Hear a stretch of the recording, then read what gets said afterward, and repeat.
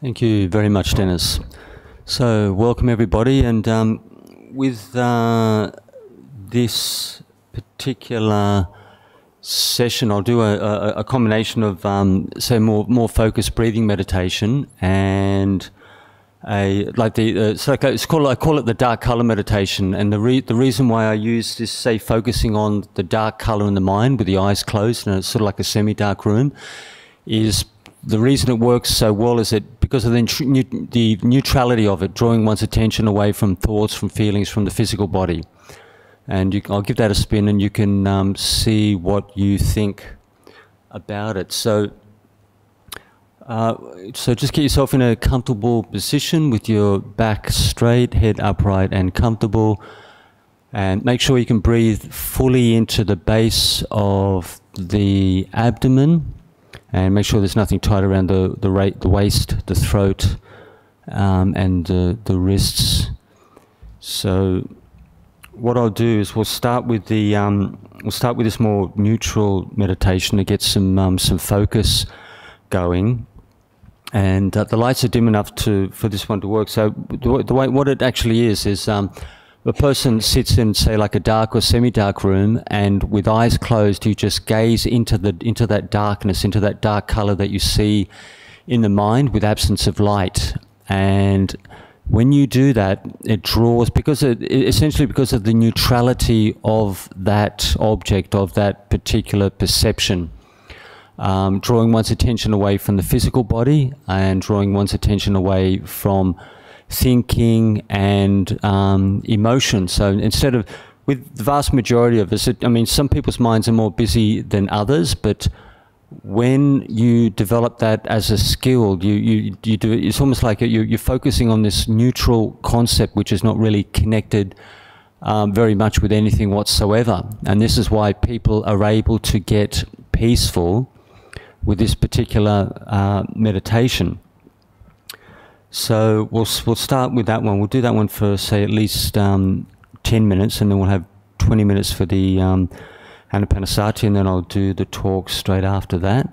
So just get a feel for that. Just close your eyes and just be aware of that darkness, that dark color. For people who have, because people are very different, so for people who have very strong light in the mind with eyes closed, or they may have even things like, some people have even colors, like, say, it could be even a light blue color, or it all depends on people's karma, their conditioning, what's actually manifesting in the mind. So whatever neutral phenomena, can be darkness, light, or even color, you focus on that as your object. And you use that to get that initial get that initial tranquility of the mind. Because I remember one of the lay disciples from many years ago who currently lives in the Philippines, and he spent a number of years doing the Anapanasati meditation, with a meditation on breathing, but he didn't have much success on that. And he noticed this particular practice one day, and he started to work with it, and he found he could get peaceful without great difficulty. So especially for raw beginners, people who struggle, it's quite useful. So make a start with that, and we'll do that one for the next 10 minutes, and then I'll talk you through it.